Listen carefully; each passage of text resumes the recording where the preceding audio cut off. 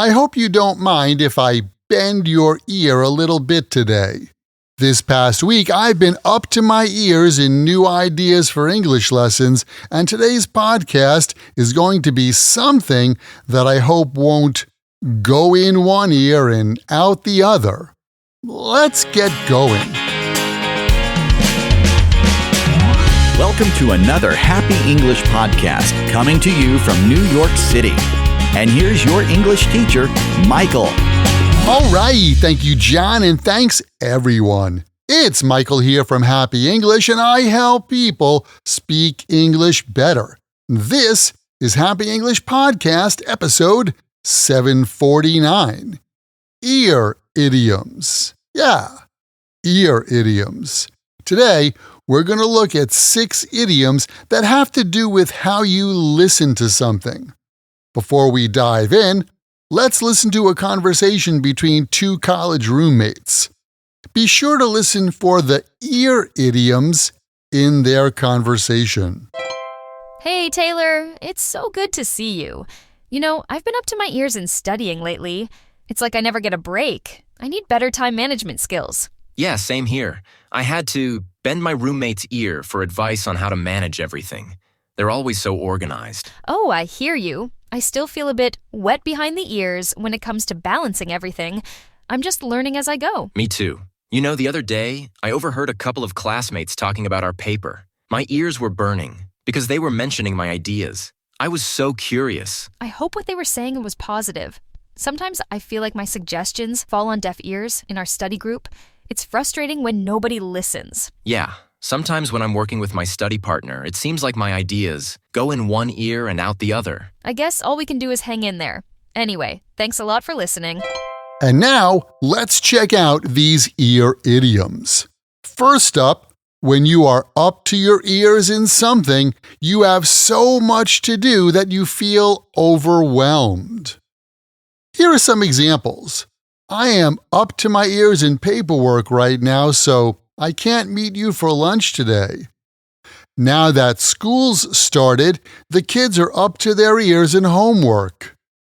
The first weekend I moved into my new apartment, I was up to my ears in cleaning. The next one is wet behind the ears. Someone who is wet behind the ears is inexperienced or new at something. Here are some examples.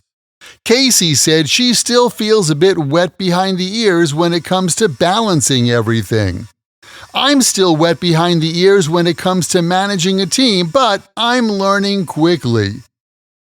Do you feel like you're wet behind the ears when it comes to your English? Hang in there. It's gonna keep getting better for you. Next, when you bend someone's ear, you talk to them for a long time about something. For example, Taylor said she had to bend her roommate's ear for advice on how to manage everything. Thanks for letting me bend your ear today. I really needed to vent about my boss. You know, I got a lot of good advice about going to Peru from Carlos. I'm glad he let me bend his ear about my trip. And here's something that I want to bend your ears about. It's the All Ears English podcast. All Ears English.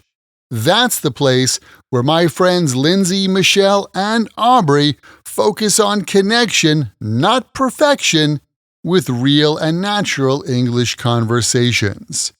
The All Ears English podcast has 4.2 million all-time listeners and 200 million all-time downloads. They have even been ranked number 1 in U.S. education language courses in Apple. And they've got 5 new episodes a week. This week's topics include the difference between we made it and we did it, and 6 new language trends that native speakers are using today. Sounds awesome, right? All you need to do is open your search bar right now, type in All Ears English and hit follow. They'll have you using and speaking better English in no time. I got a feeling that Lindsay's ears were burning there. When your ears are burning, it means you are aware that people are talking about you, but you don't know exactly what they're saying. For example, Taylor said that his ears were burning because it seemed like his classmates were talking about his ideas. I could tell my ears were burning when everyone started looking at me during the meeting. Tom said his ears were burning when we mentioned his new project at lunch. Next, when something you say falls on deaf ears, it gets ignored or not paid attention to. For example, Casey said she feels like sometimes her suggestions fall on deaf ears in her study group. Whenever I complain to my neighbor about his loud music, it just falls on deaf ears. Despite asking several times, the request for a budget increase fell on deaf ears.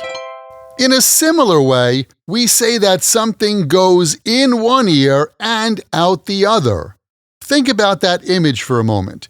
If you talk to someone and what you say goes in one ear and out the other, then what you said didn't spend much time in their head. In other words, they ignored you or didn't pay attention to what you said.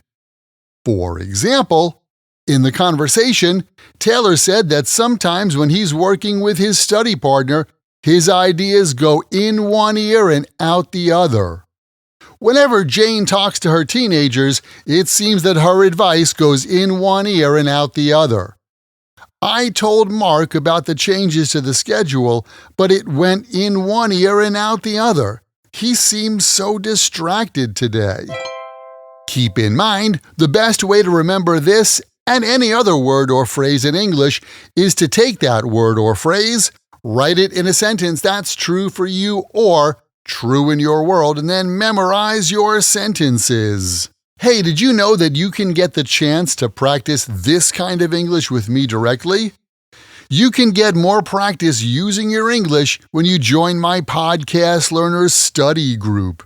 There, you can make new friends, join us for live group lessons every week where we practice these podcast lessons together.